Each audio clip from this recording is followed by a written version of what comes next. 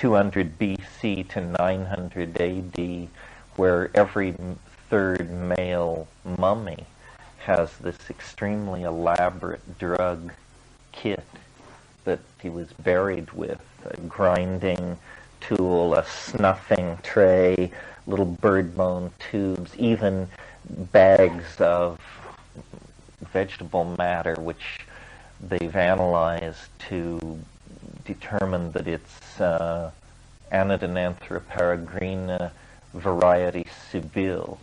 Anodonanthra peregrina was known to be a DMT-containing snuff used widely over the Amazon.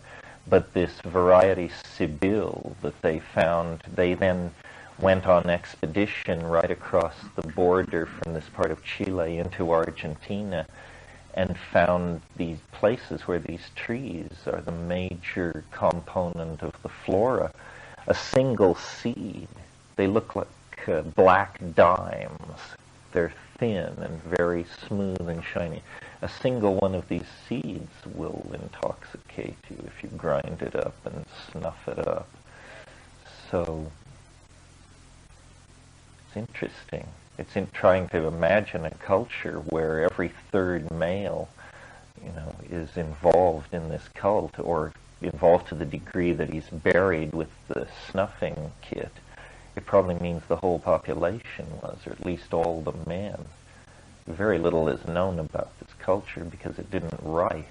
It's a pre-Incan deal. And located where? In the Atacama Desert of northern Chile, which is some of the most remote, wild place on this planet. It looks like another planet. I mean, it's a desert above 10,000 feet. Oases characterize, there are a couple of oasi, whatever, and no rain has fallen there in this century, as far as the weather records go. So it's one of the driest places in the world, and this explains the presence of these mummies, which are, they found thousands of them. When Manolo took over this project, there had been this sort of bent Dominican character in this town for years and years, and he had exhumed over 3,000 of these mummies and had them on shelves around. And so he's kind of a necrophilic archaeologist with a penchant for, I don't know, I wasn't there.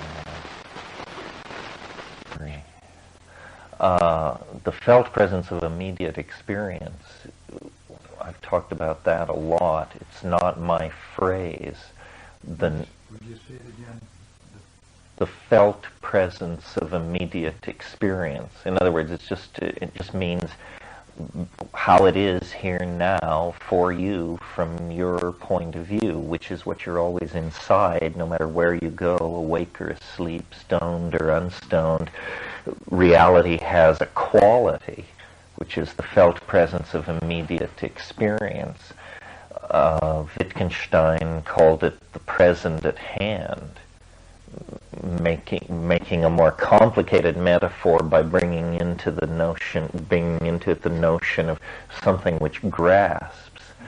I think we've talked at times about, is it Morris Berman's book, Coming to Our Senses? Have you all read that, or do you know about that? It's a great book if you haven't read it, and it basically is the history of our denial of our senses, and what a denial of immediate experience, pleasure, erotic pleasure, every other kind of pleasure, the Western enterprise has become.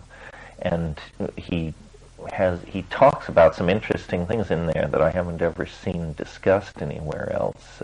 He talks in one chapter about the history of mirrors as an indices of self-awareness. After all, a culture without mirrors is a culture where people don't care to look at themselves, or don't feel the need to look at themselves. How far back can you trace mirrors? How advanced is the technology of mirrors? So the felt presence of immediate experience is, I mention it a lot because my notion is that this is what you always have to come back to. This is what you have to measure everything against. Do you want to open the door, Paul? So this idea, we're talking about the felt presence of experience, which the idea being that philosophy can push you one way, religious beliefs can push you another way, upbringing, education, all of these things. But the real, where you really live, is the felt presence of immediate experience. And anything which pulls energy from that, either by causing you to regret the past, or causing you to spend lots of time anticipating the future, or even it could be argued activities where you lose awareness of yourself, like reading. I was always guilty of this particular abandonment of the felt presence of immediate experience. I was thinking today, day this beautiful is the kind of day where my father used to boot me out of the house, whether I wanted to go or not, on the grounds that on such a day you couldn't possibly stay inside. So I used to dread days like this. It meant interrupted reading time. Help me out here, Ellen. What was the rest of it, besides the felt presence of immediate experience? Well, I was curious, in your vast storehouse of cross-referencing, in philosophy and spiritual practice. Oh, yeah. Where truth comes in, the seeking of it, the telling of it. Well, I think I said... this always comes up in the discussion about are psychedelics spiritual? Or is it legitimate and coherent to talk about psychedelics as part of a spiritual path or a moral path or a path to enlightenment? And I've always said I wasn't ready to make that claim, that having been raised Catholic, I had a pretty deeply ingrained notion of what constitutes the moral life. And then I listed one of these things they make you learn in catechism, which is, I believe, clothe the naked, feed the hungry, bury the dead, visit the sick and imprisoned, comfort the afflicted, minister to the sick. And I said, I felt like if you did those things, and there is a kingdom of heaven, surely there is a place prepared for you. But it wasn't clear in my mind what the relationship of moral good works is to self-development. And so Ellen's question goes to the point of what is the role of seeking truth in spirituality. And I would argue that it's primary, but that it's probably the thing most fragile and most endangered in the ordinary process of seeking truth, because everybody has too many answers. You know, you ask the question and it turns out the answers are waiting right there. We were laughing the other night, some friends of mine and I, over the revelation on the internet on the part of a certain sect which guards its privacy very highly. It was revealed against their wishes that the central teaching of this sect was that God is a clam on another planet. And we were just puzzling over, you know, just how such a teaching and how its impact could be correctly managed. I, I don't know what Ellen's position is on this, but I've always felt, and this is my position and a minority position and not an orthodox position, that salvation was an act of understanding. You know, that it's all very well to feed the sick and bury the dead and all that stuff, but that ultimately somehow there was some kind of a heaven prepared for those who could treat this world as a conundrum, a puzzle, a paradox, and figure it out.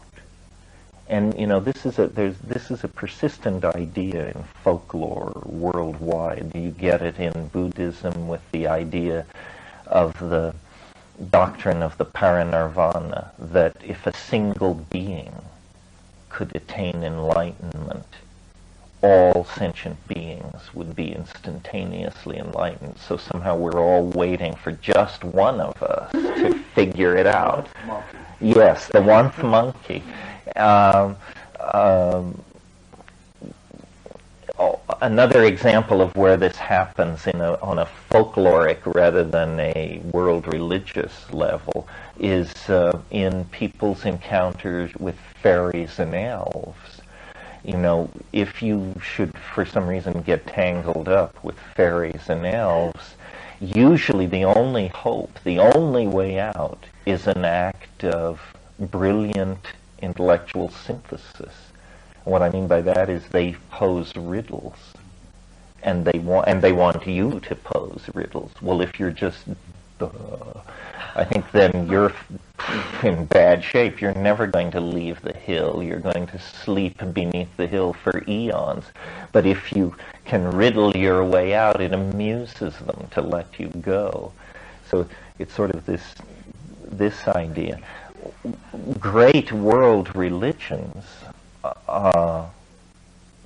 present their own textual outpouring as a legitimate area in which to attain enlightenment. In other words, one can direct one's understanding toward understanding the properties of herbs, the movement of the stars, the way the weather works, or a book. Doesn't matter what book. The Quran, the Talmud, the Bible, the Mandukya Upanishad, the Anuttara Yoga Tantra, it doesn't matter. But somehow, and this is heuristics. This is the idea that textual analysis can lead to some kind of higher understanding. What is there more to say about that?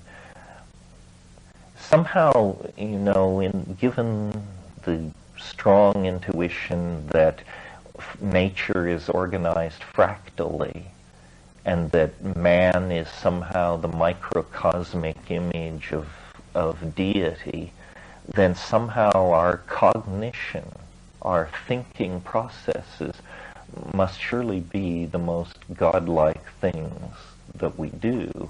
And so doing them is a kind of practice, you know. Maybe, you know, we've talked about this in other evenings, you know, that maybe finally what you're left with is the fairly grim conclusion that mathematics is the way.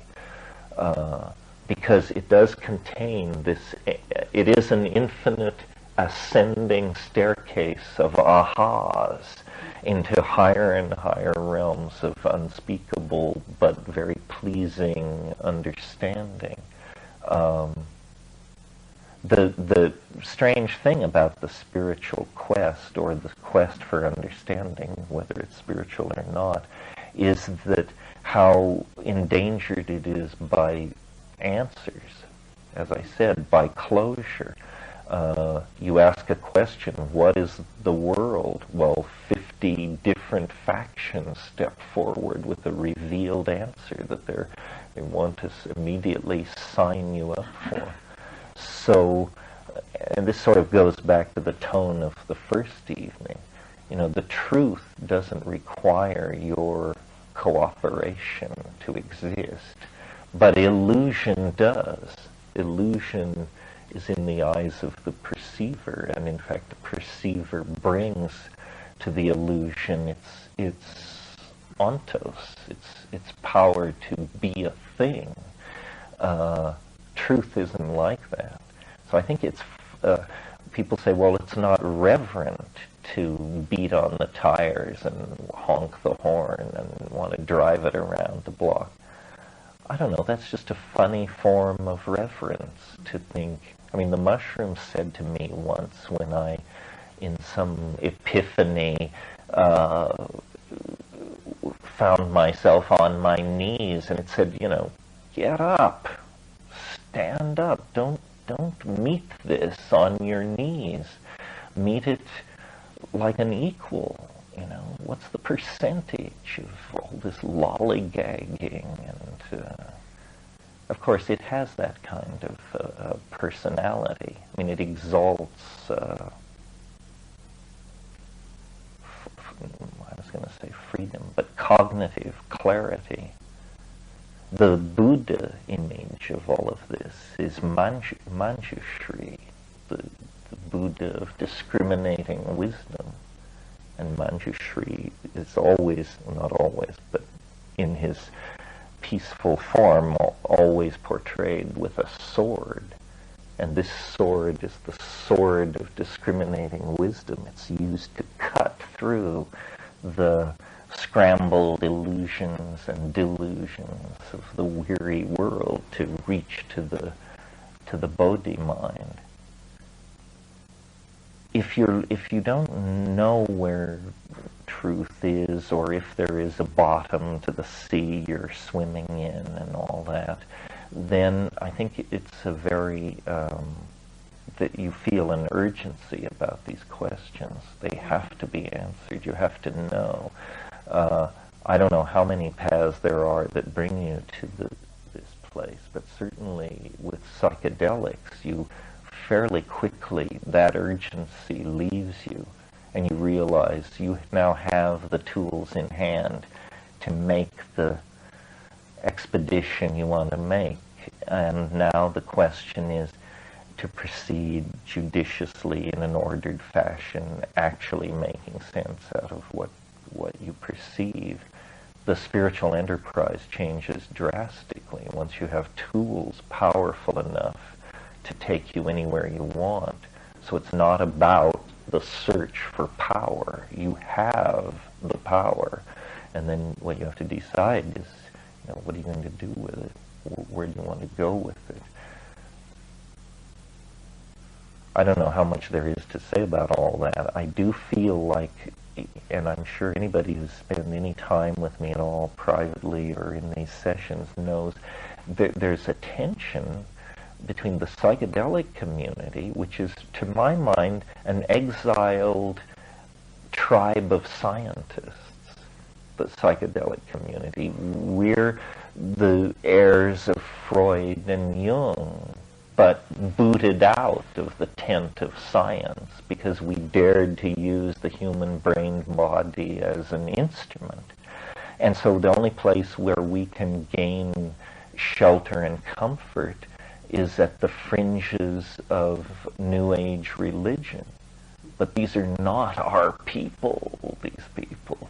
You know, they serve strange gods and bizarre agendas, and we need to not lose our identity among them because they play by different rules.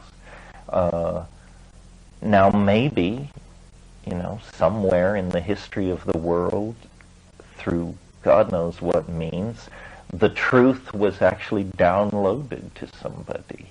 A Messiah, a rabbi, a Buddha, somebody, a something, somewhere. But I find it unpersuasive, that idea, because truth is so contextually defined and precious that even if that had happened, what good would it have done you and me? You know, we receive these things hideously deformed by the metamorphosis of historical process. Yeah. One thing I've noticed in my own exploration is, as I make the inquiry, I'm able to distinguish now the difference between the facts, just the physical facts, and my truth, which is influenced by my experience of the facts, my feelings, my history, my whatever. And I don't know, I'm not sure what to make of that, but I have noticed that there is a difference between those. Yeah, I think I understand what you mean. I live intellectually in a simpler universe than the one that my experience has taken place in.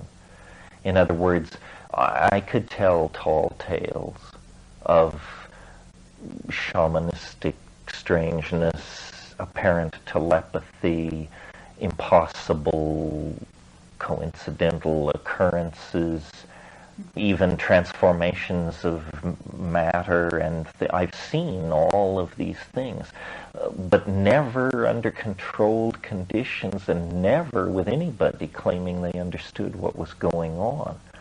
What I doubt is that anyone understands any more of what's going on than I do. Not because it's an act of self-elevation that I am so smart.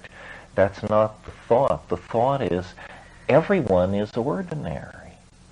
And it's incredibly disempowering to not realize this. You know, if you think that it belongs only to the Dalai Lama and somebody else, this is incredibly disempowering. The mushroom said to me once, it said, for one human being to seek enlightenment from another is like a grain of sand to seek enlightenment from another.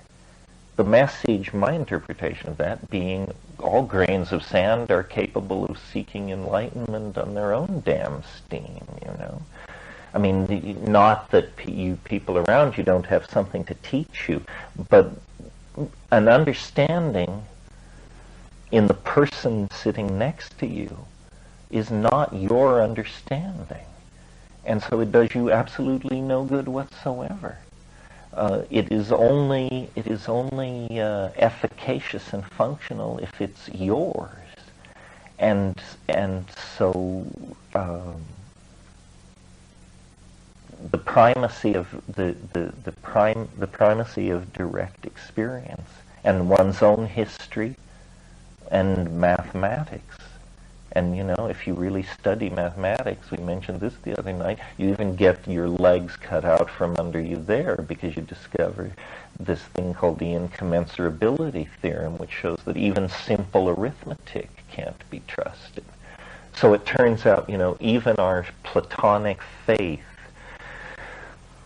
in some kind of philosophical superspace out there that we're measuring everything against, that's naive. Really, the only really real thing is this incredibly evanescent, ever-moving, barely grasped, hardly understood thing called the present moment as I experience it. And you say, well, my God, can you build a metaphysics and an ontology and a heuristic method on that? What choice do you have? Nothing else is as real as that is. You know, if you know the language of theoretical biology, you know that a human being, an organism, is a chemical system with, granted, other properties, perhaps not derivative from chemistry, but a chemical system that is riding far from equilibrium. It's in a kind of, there are different terms for it. It's a dissipative structure, or it's an autocatalytic hypercycle, or it's undergoing autopoiesis.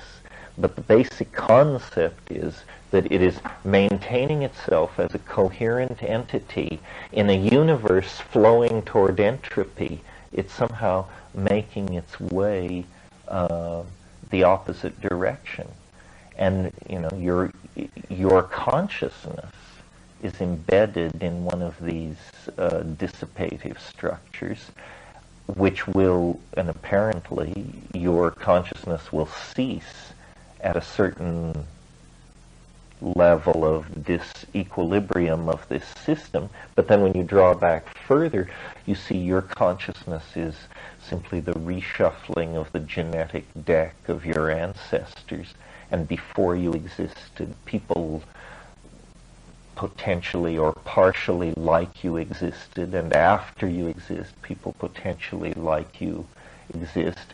So, but this non-dissipative energy flow where consciousness and life and everything is going on and is known through feeling, through not because you're embedded in it, but because you are it.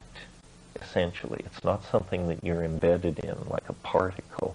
It is your essence. Well, then that's all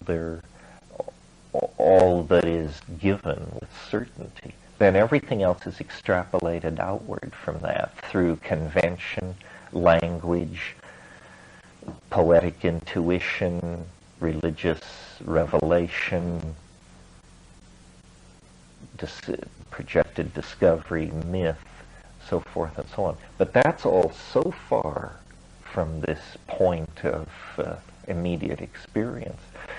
That's why, to my mind, although I don't think we've ever put it quite this way before, the psychedelics are so important, because taking a psychedelic drug is not like reading a book or even like moving to Italy for 6 months.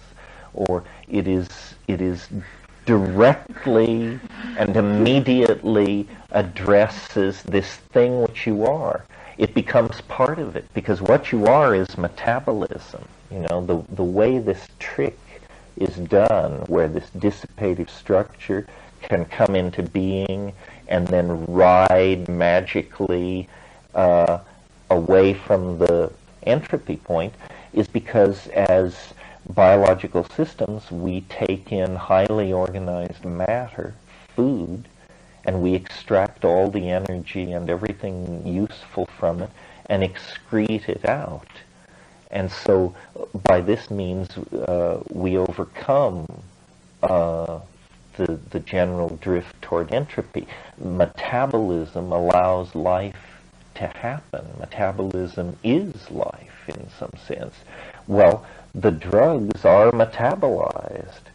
You know, this is a fairly intimate way of relating to a substance. Put it inside your body and let it dissolve into every cell of your being.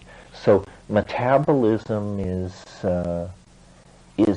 like the primary domain of communication. It's the communication mode of the felt presence of immediate experience. And the drugs work there like foods. They're not that really that different than foods. They, you know, like it says in the Jefferson Airplane song, it feeds your head. I guess she was actually quoting Lewis Carroll.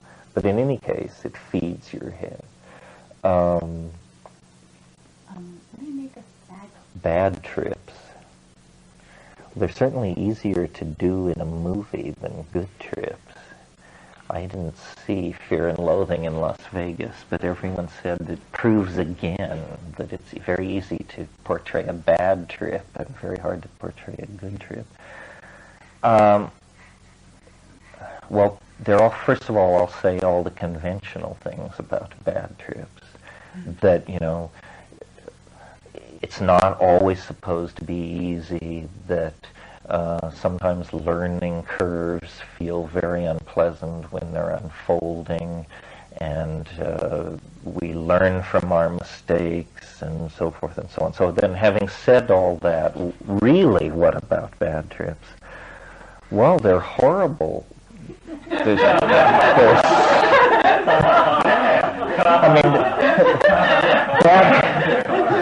Bad trips make bad sex look like no problem, which is an amazing thing to achieve.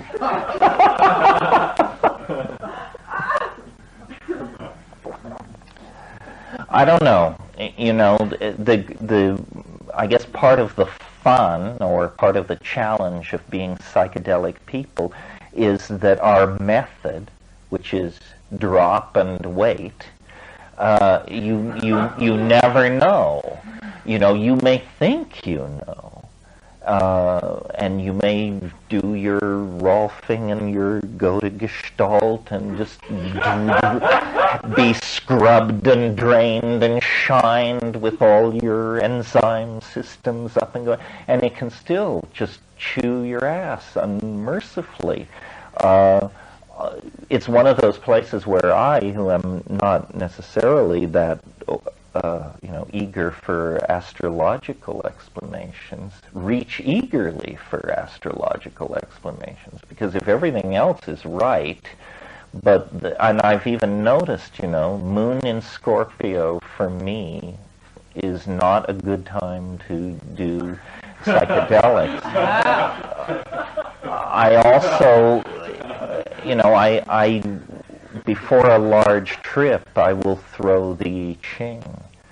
And without spending too much time on the I Ching, I can't remember which hexagram it is, but one of the 64 hexagrams says, inquire again of the oracle if you have constancy, something else, something else, something else. And almost invariably, I mean, I have no idea how many times in my life, contemplating psychedelic trips, I've thrown that hexagram, the hexagram which says ask again.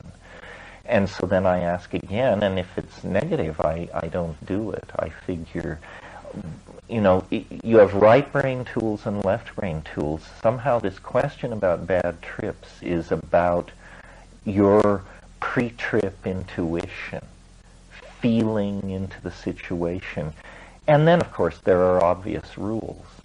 I mean, there are guaranteed situations which give you bad trips.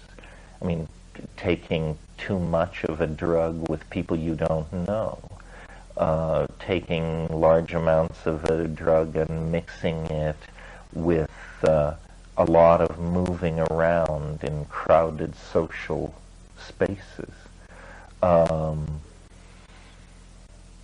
Synergies are simply combinations of drugs.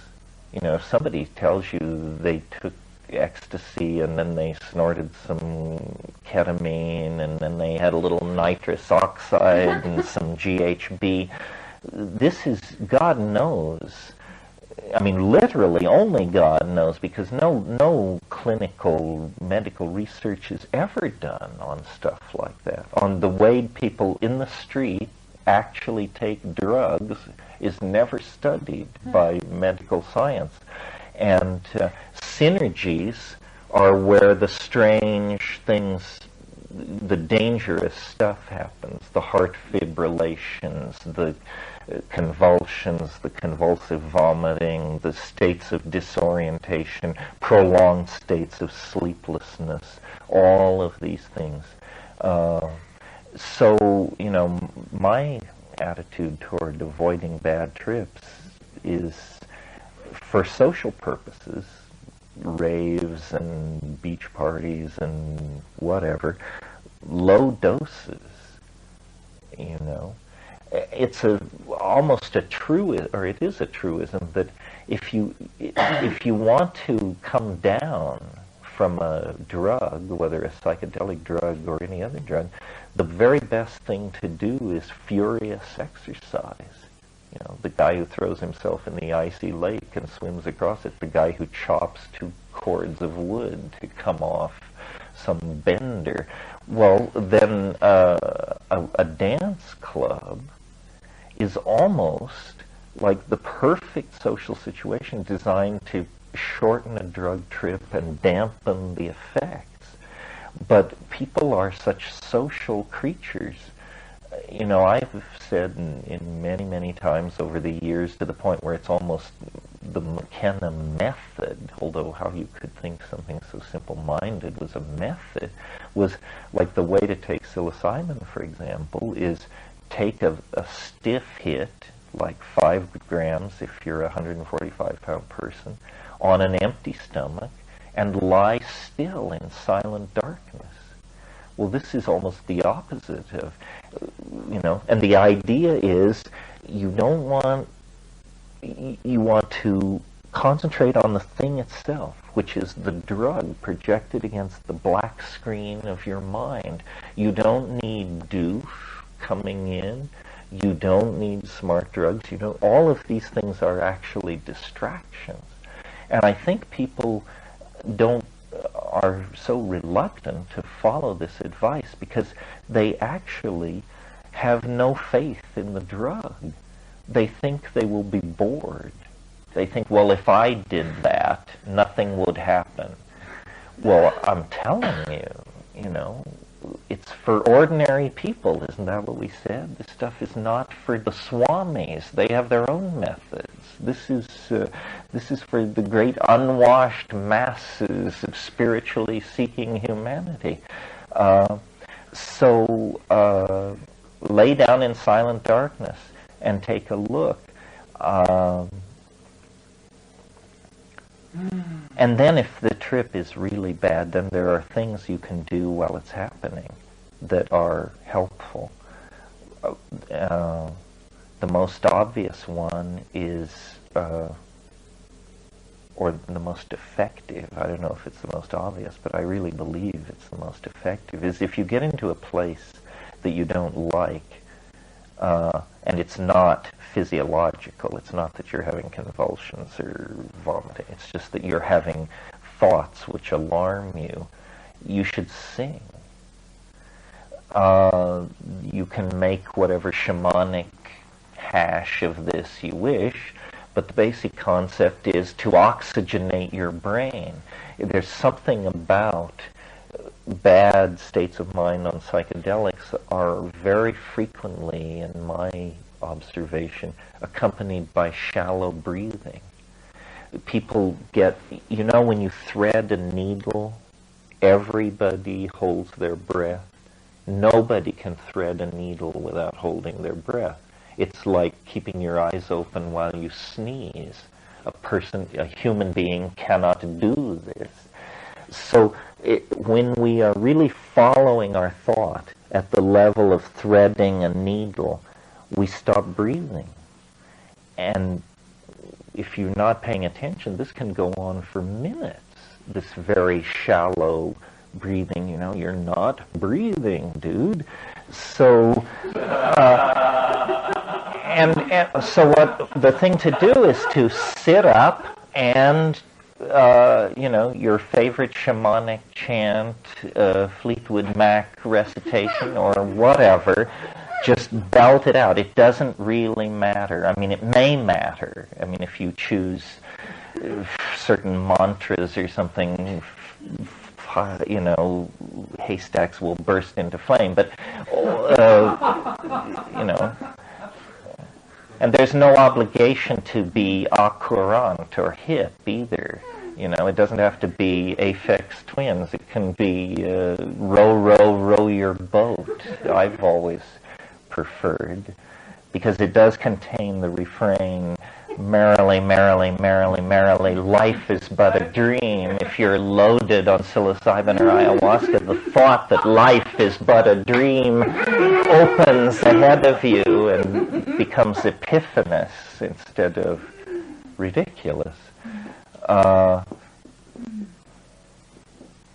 And then I don't know, this is what I do. This is maybe not universally good advice, but when I take psychedelics like that, I have bombers rolled, and if things get weird, I torch them up. Although sometimes then things get weirder. You have to be careful with that. The way I do it, and I've really got this down, sort of, is with psilocybin anyway. People say it comes on in 10 minutes, it comes on in 20 minutes, and they're ripping in 40 minutes. It doesn't work like that for me. It consistently, and I always take it not in tea or anything, but just the mushroom. I eat it.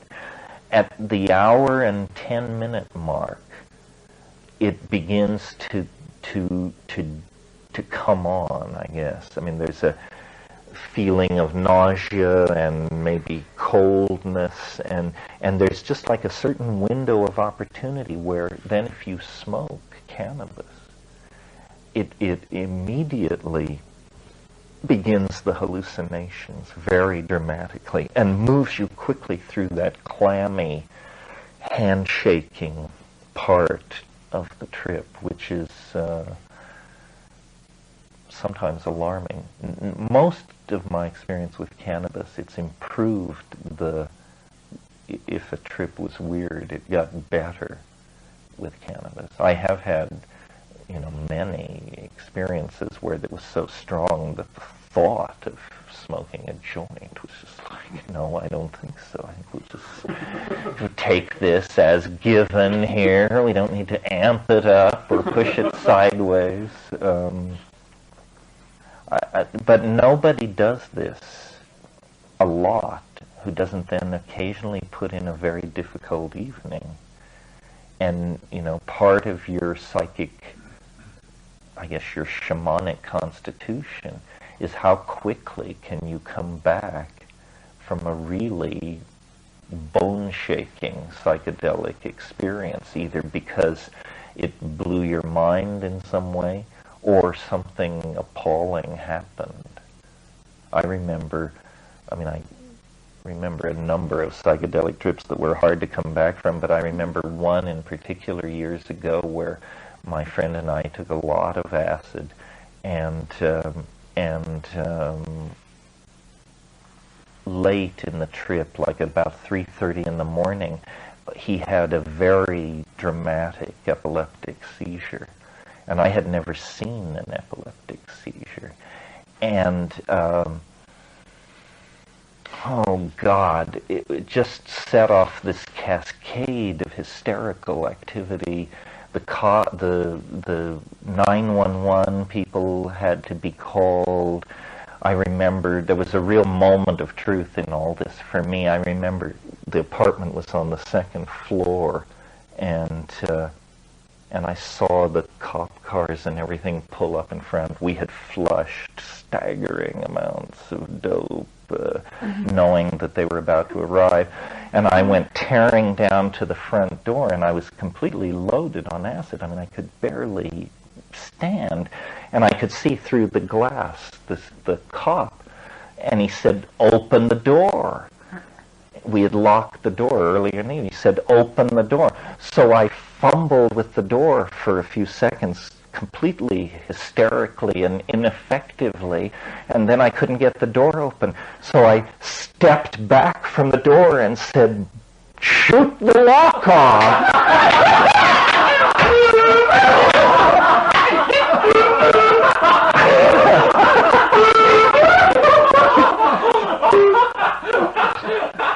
And then I realized, dude, get a grip. You're going to have to, this is headed in the wrong direction. And the cop was like,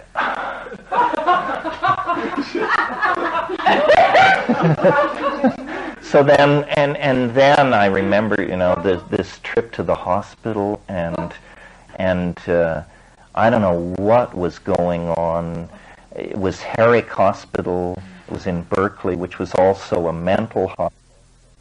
On this bed, me standing at the end of the bed, trying to figure out, is he dead? Is he alive? What does this mean? Who am I? What's going on?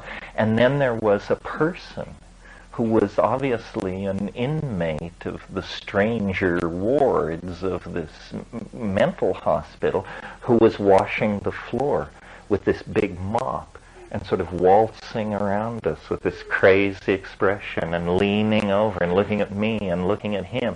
And I just didn't know whether, is this really happening? And if it is happening, why is it happening? And if it isn't happening, why do I think this is what's happening?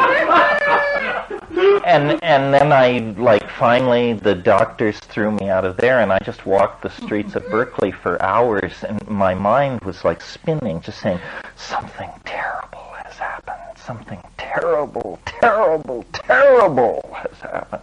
And it took days to realize, yes, he had an epileptic fit, here's what an epileptic seizure is, here's the drug, here's the prognosis, here he is, seemingly all right. He came through it in much better shape, it seemed, than I did. I mean, I was deeply spun by all of this crazy shit. And that's not an out-of-control drug story. I mean, truly, I'm a very conservative person, so for me, that was an evening really getting beyond management. But some people, start out like that. I had friends in the 60s in New York City who would say, in Manhattan, they would say, let's take 500 mics and hit the streets and mess with people's minds. Well, and you quickly discover there are people out there capable of messing with your mind, and more than your mind, but sitting up all night in Manhattan diners just taking on all comers for mind games is, no way to spend an evening. Anyway, so much for the question, what do you do about bad trips? If you have character, you live through them, and after a few months go back to it. Many people, it's a bad trip that finishes them for psychedelics, and I don't think, you're ever really immune to it. The funny thing about psychedelics, I think, especially psilocybin I've noticed, is it's incredibly gentle with beginners. It almost never bites a beginner, these clueless people who go to it with knees knocking. Usually, the doors of heaven open and they're swept in. It's the veterans, it's the old battle-scarred explorers who, come back from a certain given evening with their eyes bugging and a tale to tell. And I primarily from Stan that there is no such thing as a bad trip. There is the wrong context, which is what you were saying in sort. That if you follow he's like you, he thinks eye shades and, shut out the world. And so you meet the demons and you go through the doors of hell and you're in the belly of the whale and all of those other things. It's just your ego slamming around, and you'll come out of that with information, and hopefully, if you really let yourself go down that far, the doors of heaven will open too, and then one begins to dance between those two spaces. Yeah, the only place where I really think the concept bad trip is legitimate and it is true in my experience as well as my opinion is when you mess with the actual physical substances in some way. In other words, if you take pure psilocybin, pure LSD, well-made ayahuasca, there is no such thing as a bad trip. It will teach you. It may put you through hell, it may change your personality, but it's useful. Where it gets chancy is if you are physiologically compromised in some way. For example, and this is kind of controversial, so it's worth talking about, but in my opinion, it's a very bad idea to combine psilocybin with an MAO inhibitor. But people I respect, as much as I respect anybody, do this in their therapy. And so I've looked at this hard because the worst drug experience I ever had revolved around this combination. And I think my mistake, I did it differently than these people who use it therapeutically. As I understand it, the way they're doing it is they're inhibiting their MAO with, say, Pagam and Harmala, and then they're taking a little bit of psilocybin. I have no judgment on that because I've not done it. What I did once, years ago, to my immense regret, was I took half a dose of mushrooms, 2.5 grams of mushrooms, and half a dose of ayahuasca, 50 milliliters of ayahuasca, and I put in a long, strange evening that felt dangerous to me. I mean, we only have my account, but something went on in that trip that I've never seen in any other trip, and I can describe it for you, and I even can have an analysis of it, but I'm not sure that the analysis is true. What happened was the trip seemed normal for the first hour or so, and then I in the part of the trip where I should have been smoothly hallucinating, roving and scanning, taking in data and learning, I noticed a rising anxiety that I couldn't control, and the anxiety was it was a generalized anxiety. It was a strong feeling that something was wrong, and so then I would like stop my whatever my trip was and deal with this feeling that something is wrong. And I would look around and reassure myself, nothing is wrong. You know, heartbeat okay, you're sitting in the chair, moonlight is flooding in, the cat is at your feet, nothing is wrong. So I go back to tripping. 30 seconds later, something is wrong. And I would come out of it after about 4 or 5 times of this, and the loop was getting faster and shorter. I could, even on the trip, I analyzed what was going on. What was going on was no short-term memory was happening at all.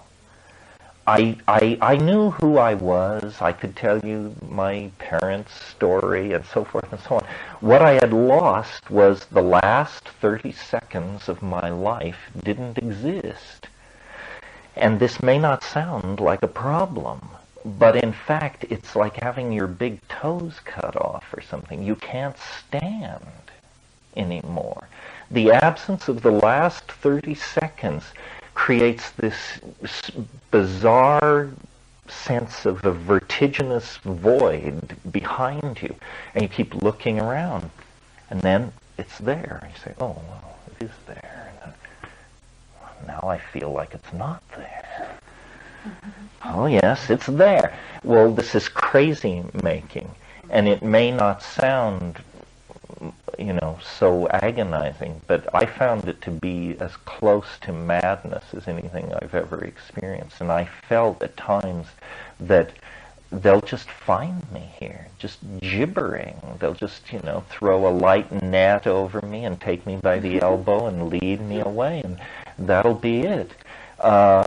And then finally, and I had this very, overlaying this thing was this very strong image from Stanley Kubrick's film 2001, where the guy is outside the spaceship in the little robot, and he fixes the thing, and then it's time to go back in, and he speaks to the main robot controlling the spaceship, and he says, "Open the pod doors, Hal." And the robot says, "I'm sorry, Dave, I can't do that." He says, "Open the pod doors, Hal." "I'm sorry, Dave, I can't do that."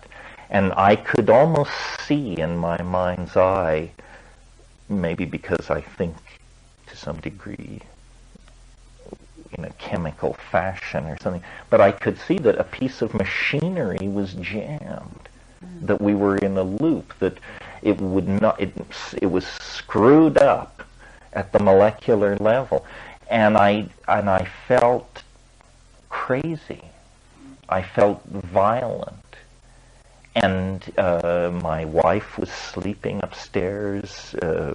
Finn was tiny. Clea hadn't been born, and I felt absolutely irrationally violent toward everybody and everything because of this odd collapse of my sensorium. And so then I said to myself, I will not leave this chair till this releases me. I just will sit here. Now that might have been a bad decision. In other words, I could have gone out and chopped wood, but I don't think that was the moment to pick up the double-bladed axe. And so I sat there and I deep breathed and I did every trick I knew, and after about an hour and a half, I could see it rotate around, decouple, drift away, and then it was like, the trip begins again. It feels like a normal trip. We're right back where we were an hour ago, and everything is normal, and, But that was, I broke my own rule. It was an experiment. Yeah, it was an experimental combination. And it's not necessary. I mean, don't get the idea that you have to take every drug that comes down the pike so that when people mention 2-CBT2 and all this, you have a story to tell. Psilocybin, LSD, mescaline, and ayahuasca, a little DMT now and then, it'll do you. That's it. You can spend 1,000 lifetimes exploring those substances and to never have a dull moment. What? A little dab will do you, indeed. It seems to me that nothing is good in combination with something that is an MAO inhibitor. It should be, it's not just psilocybin. What? Give me another example. You mean like Pagaman Harmala and DMT? Well, I don't know enough chemistry, but what I know about MAO inhibitors, combining it, I know someone here recently was on an MAO inhibitor. A prescription one. A prescription one, and took ecstasy and went into cardiac arrest and died. Not from the cardiac arrest, but from passing out and what happened as a result of passing out. Then nobody knew, and so death occurred. Well, that's an extreme example. It shows you, it exactly makes the point I made earlier, that these synergies are completely unstudied. And that's a simple synergy. Ecstasy with a prescription MAO inhibitor. If this person had also, added in a little ketamine and some GHB, and as people do, people have told me appalling recitations of the drugs they took the night before. This MAO thing is sensitive enough that if you are on certain MAO inhibitors, you don't need to take a drug to bring on a hypertensive crisis. You can just drink a glass of red wine, or eat camembert cheese, or abuse a Hershey bar, or eat a big bowl of lentil soup. Who would dream that a bowl of lentil soup could send you over the edge? So yeah, it pays to do your homework, and then it pays to, I think if you're getting good mileage from a particular psychedelic, you should just stick with it. You can always switch to something else, but,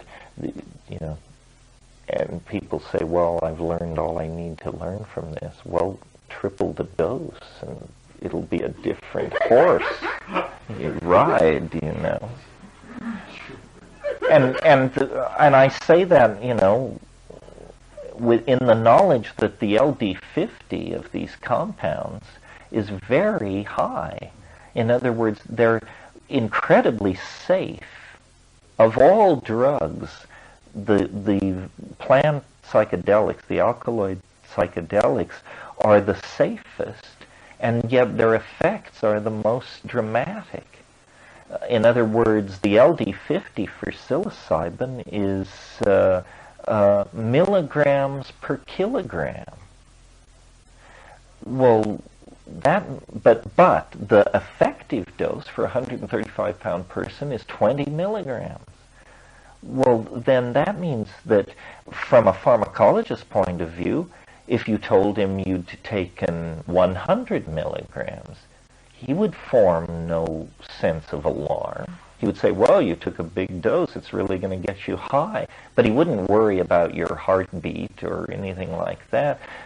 To kill yourself with psilocybin, you would have to eat a massive amount. Well, people say, well, but you think you're going to die. Well, that's an entanglement of ego image with body image. And, you know, when the ego is very fragile. I mean, you just shoot 100 milliliters of ketamine and the ego is dissolving before your very eyes. And that's not an intrusive dose of a drug. The ego is fragile. The body is not. The ego plays the ace. You're dying, but you're not dying. The ego is dying. You know, if you're not trained medically, and I'm not, it's extremely alarming to have somebody become unconscious in your presence and not be able to rouse them. I've talked to a number of times to friends of mine who are professional ER, emergency room doctors, and they say, no big deal, happens all the time, not. And if somebody can claim they're dying, they certainly are not dying. And if they're hysterical that they're dying, they certainly can't be anywhere near death, because that's not the presentation of the near-death situation. So,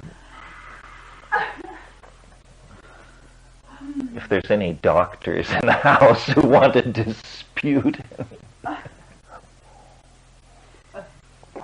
Well, I don't know. Any more on any of that? We sort of... There's a lot of will in this community to talk about psychedelic drugs, probably because there's the terrifying knowledge of the things I will talk about if we don't talk about psychedelic drugs. Avoid at any cost.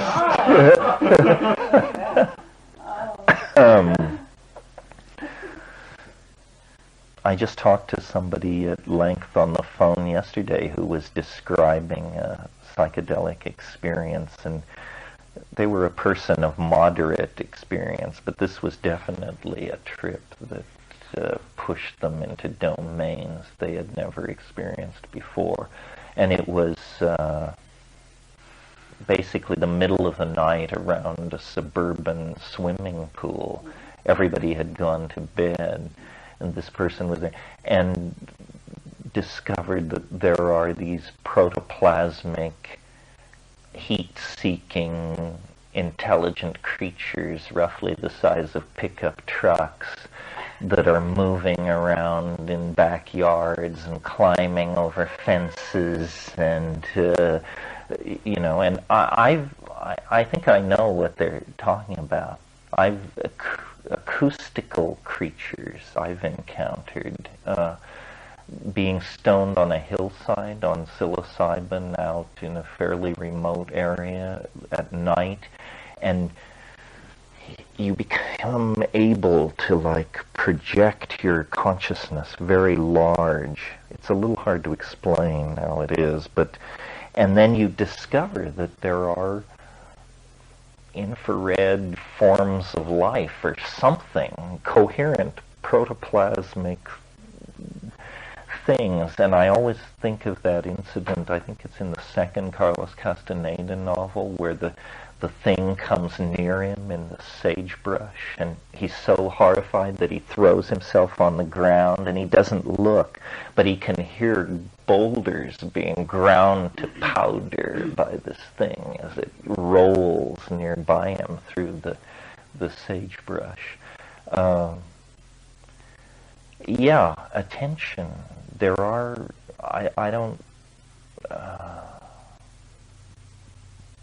the life forms in nature are not infinite, but they are myriad. And the relationship between the edge of knowledge and the wilderness, that's where the real boundary is. It's not a physical boundary. It's a boundary in understanding and expectation. You know, when they first began digging, like in the 14th century in Europe, they figured out how to dig mines deeper than they had ever dug before. Before that time, no mine in the world had gone deeper than 1,000 feet. And suddenly they were able to push these mines deep, deep into the ground in Bohemia, Switzerland, southern Germany. And they encountered for a couple of hundred years elf attacks and gnome sightings and attacks in these dark galleries of these deep mines. And then so the question is like, or for the positivist mind, the question is, well, are there elves in deep mines in Europe? Well, apparently there were once. It's a boundary of understanding and expectation. The relationship of the deep earth to the medieval imagination is somewhat like the relationship of the modern imagination to the sky. The sky is a place where we see and encounter and where rumors abound of life forms and even in forms of intelligence. I'm very interested in all of this because my inclination has always been to be rational and fairly demanding of robust evidence. But on DMT, you know, elves are everywhere, and a commonality of the experience. Well, then what is the nature of these beings? Is the psyche, the human psyche, a sufficiently undefined domain that it can actually contain the idea of autonomous life forms in the psyche? I mean, this is what a kind of Jungian explanation.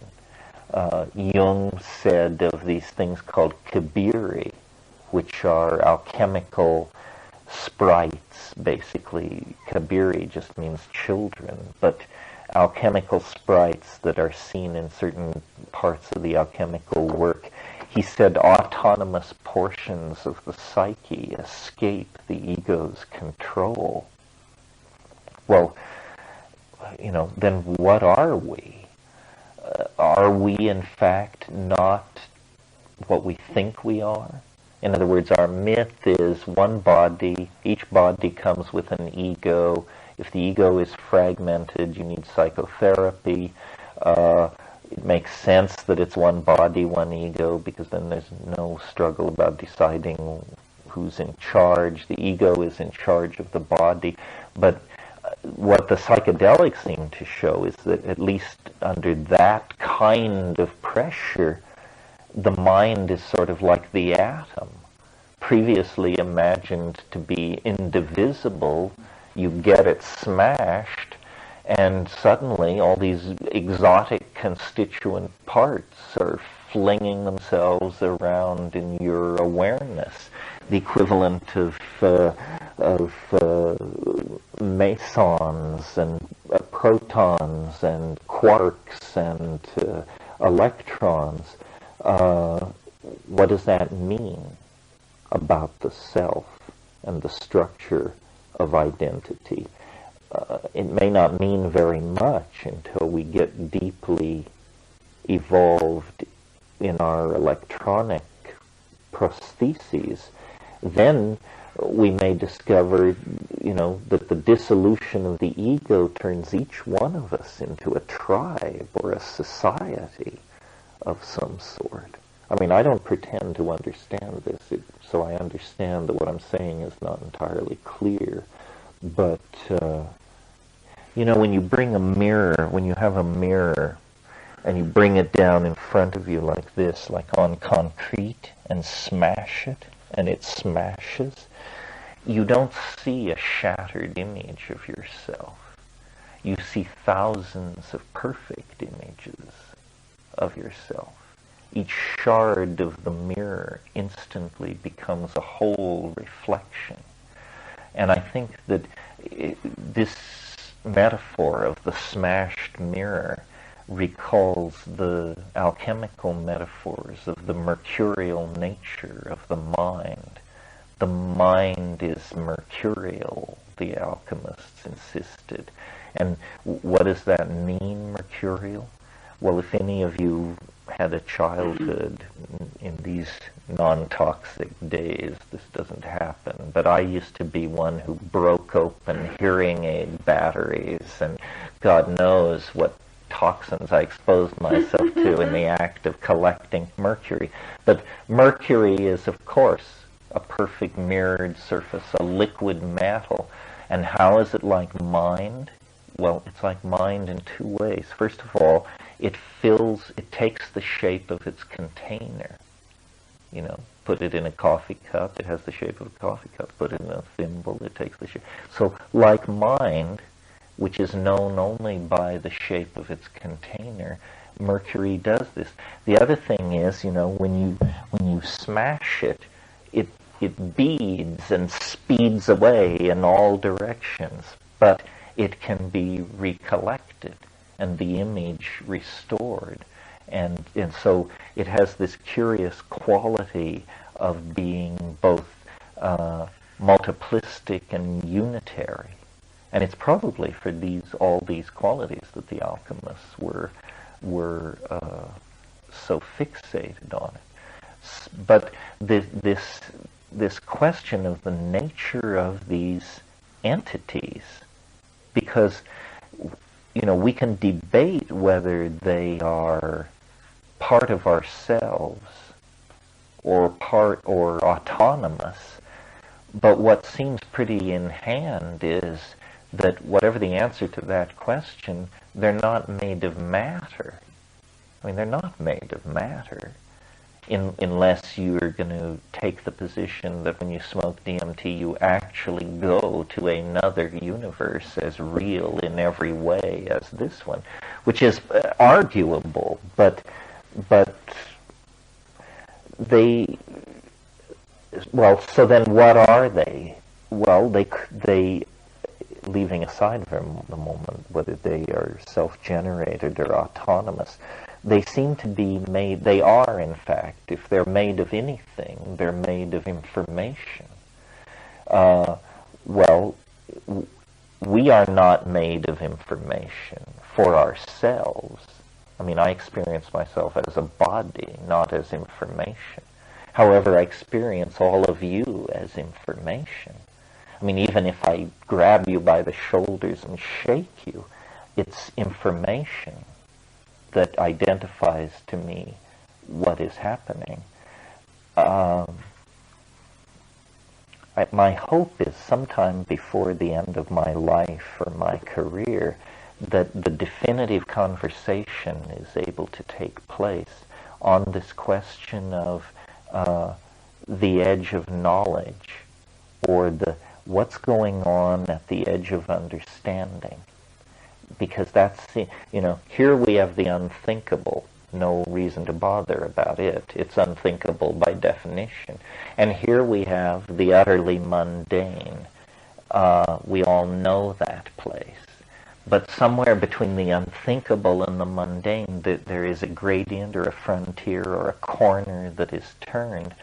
And that place is the human place. I don't think animals dwell in that place. The place where, you know, expectation meets incoming data and reality is defined. I mean, it is the most human place. It's our edge, not the edge of our body, which is topologically confined in 3D. But our mind seems to actually have a kind of edge. Our memories extend outward from our birth. The future is difficult to triangulate, but the edge of mind is always accompanies the phenomenon of being. I think you know that poem by Trumbull Stickney, one of those poets who died in the First World War, one of the young men of the trenches, that whole generation, Sacheverell Sitwell and so forth and so on. But Trumbull Stickney said, I do not understand you. 'Tis because I lean over your meaning's edge and feel the dizziness of the things that you have not said. And in this psychedelic enterprise, it seems that this is where the action is, the vertiginous dimension of the thing not said because it can't be said. We're working hard here to say everything that can be said, and once it can be said, it becomes of considerably less interest. But this idea that something wants to be communicated, something wants to be told, it's sort of, we mentioned the other night, the idea of the Word made flesh. Well, this is a parallel idea. This is the parallel idea of the message that wants to be delivered. It's, for Christians, it's the gospel. For Finnegan's Wake, it's that letter from Boston that the little chicken is scratching at down at the midden. Here a little, there a little, go a little, do a little, see a little, the mysterious missive from Boston. The message that wants to be delivered. And I always have the feeling in the psychedelic experience that you come closer to this domain of the undelivered message. This person who was describing this trip to me the other night said long parts of the experience were hallucinations of tables of numbers. Well, that's a strange one. Just numbers and numbers and numbers. It's like the thing trying to communicate is not at all sure about who it's communicating with. It doesn't know quite how it is perceived, how it is understood, how it is folded into meaning. Well, that's probably not very clear, but anyway, it's not very clear. If it were clear, it would be something else. Anybody have anything else on any of this, or anything else for that matter? It's very interesting to me how I'm just sort of getting a grip on this. Maybe because we're approaching the end of a century and the end of 1,000 years, or maybe because of the reading I've been doing, but I'm beginning to understand how no matter how hard you try, no matter how intellectually vigilant you are, it's very hard not to be a creature of your own time. That the metaphors that we use, the expectations that we form are inevitably drawn from the atmosphere that we breathe. I've been reading Eric Davis's soon-to-be-published book about technosis, and called Technosis. And he talks in there about how since the mid-19th century the whole notion of electromagnetic radiation has been articulated, and how very few people can write the equations, the Maxwell field equations that define electromagnetic radiation. And yet all of our thinking is permeated by popular downloads of this understanding. How we think of falling in love, how we think of spirituality, how we think of God itself is very strongly colored by the technical environment in which we've evolved.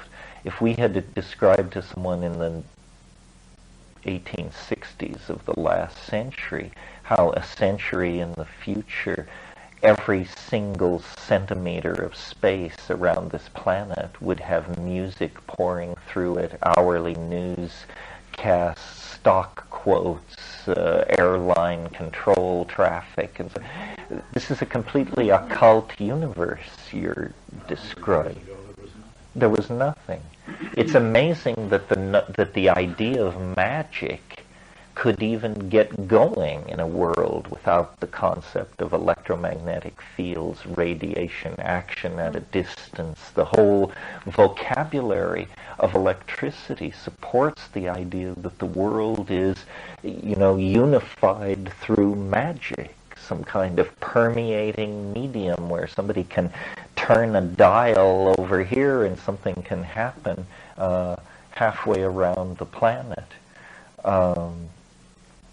And I, imagine in a shamanic society, without the metaphor of electricity, how these drug states, how difficult it would be to build linguistic models of them. Because we always think in terms of fields, vibrations, permeating changes, discharge, potential, positive, negative, flow. Think of the models of the human body that are taught at Esalen. How meaningless all those vocabularies would be without these concepts directly drawn from a mechanical universe. The whole idea of flow, blockage, potential, positive energy, negative energy, balancing. I mean, these are essentially the terms of electrical engineering of the 19th century. Does that mean that these models of the body aren't real or correct? No, not at all. It means that the general understanding of the world that is our legacy as a civilization permeates everything, whether we're conscious of it or not. I mean, even something as far removed from the engineering domain as falling in love is, you speak of the spark and being struck and drawn together, and all metaphors from the technical domain. Yeah, did you want to say something? I'm at the end of my glass of water. I may be at the end of my rope. Anything else this evening, or shall we knock it off here? On my list. Well, on my list, I was going to actually talk more about aliens, but... Yeah. Bring it on. Oh, yes. Only because I knew it was a crowd pleaser. Encore.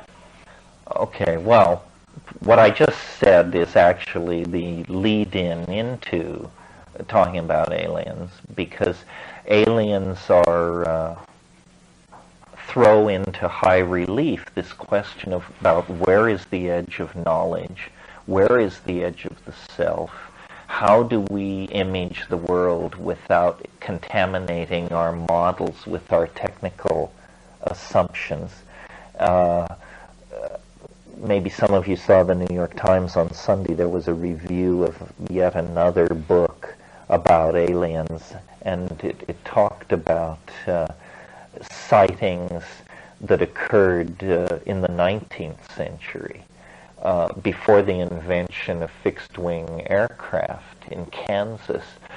In the latter years of the 19th century, there were several instances where apparently perfectly ordinary human beings landed aircraft on dusty roads, spoke briefly with farmers who were haying their crops, and then flew off. Well, so then now what does this mean in the light of the fact that by 15 years later, aircraft had been invented and these things were happening? Is it that the future arrives incrementally, almost as a particulate gas, and first in fantasy and dream, and then, thank you, and then, more concretely later?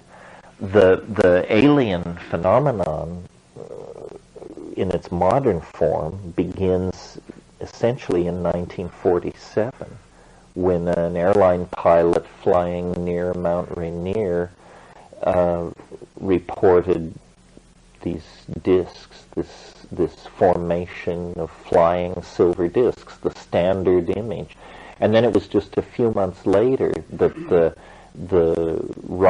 Roswell incident occurred, which the government, it's interesting if you actually go through the primary documents of the Roswell incident, the government immediately announced that it had captured a flying saucer. But then, within 24 hours, corrected itself and said, no, it was the detritus of a high-altitude weather balloon experiment. To me, the fact that the government immediately announced that it had captured a flying saucer doesn't indicate government collusion. It indicates government cluelessness. They were as stampeded as everyone else by the so-called Rainier lights. There was a climate of possibility in the mass psyche at that moment for very good reasons. I mean, the human soul had just been exposed as an abyss, and by that I mean the news of the Holocaust and the death camps, and the smoke was hardly cooled from all of that. The atom bomb had been used against human populations. The hydrogen bomb was right behind it. It was actually a moment in Earth's history where if there were cosmic observers, if there were cosmic policemen who come to naughty planets and correct unsavory social practices, we were probably, if there is any hit list, we would have been on it at that moment. Enough bad shit had gone down that there was every reason to expect that possibility. As time passed, it became clear that apparently no cosmic cop was on the way, no ticket was going to be written, and the UFO thing developed all kinds of strange adumbrations. I mean, one thing I think you have to assume is that anything which happens on a psychedelic drug at any dose level must occasionally happen without a psychedelic drug. Maybe 1 in a million. In other words, if you give somebody DMT, if you give 1,000 people DMT at the dose I tell you, 990 of them will see elves.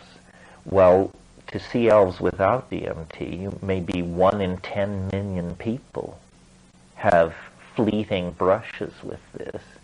But nevertheless, 1 in 10 million is, 5,000 people on this earth who have that experience?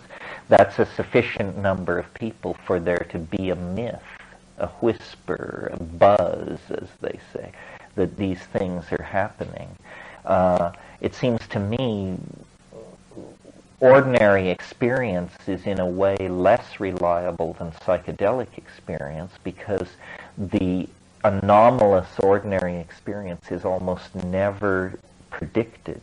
It just happens, It always begins, I was just driving to my sister-in-law's when, and then this thing breaks through. The drug as a tool to elicit the phenomenon gives you what you never had before, which is some kind of control over the appearance of the phenomenon. one of the things that's always puzzled me about psychedelics is that people who don't understand what psychedelics are about always ask the question, can you do it on the natch? You know, is yoga the same thing? Is meditation the same thing? Can this be achieved with diet, exercise?